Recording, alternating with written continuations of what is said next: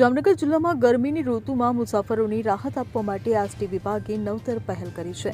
જિલ્લાના તમામ ST depot અને તાલુકા કક્ષાના બસ સ્ટેશનો પર વિનામૂલ્યે છાસ વિતરણનો કાર્યક્રમ શરૂ કરવામાં આવ્યો છે. એસટી વિભાગના વિભાગીય નિયામક શ્રી BC જાડેજાના માર્ગદર્શન હેઠળ આ કાર્યક્રમનું આયોજન કરવામાં આવ્યું છે. આ પહેલમાં એસટી વિભાગના કર્મચારીઓ અને કેન્ટીનનો સહયોગ મળી રહ્યો છે.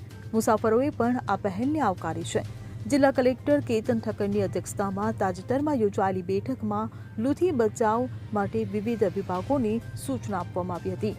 એસટી વિભાગે આ સૂચનાને ગંભીરતાથી લઈને તાત્કાલિક પગલાં લીધા છે.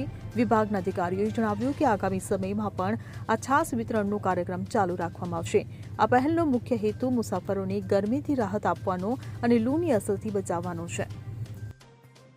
Bureau report CN24 news. હવે જુઓ દેશ દુનિયાની તમામ ખબરો તમારી આંગળીના ટેરવે. ઉઠાવો મોબાઈલ અને Google Play Store પરથી ડાઉનલોડ કરો અમારી CN24 ન્યૂઝ મોબાઈલ એપ.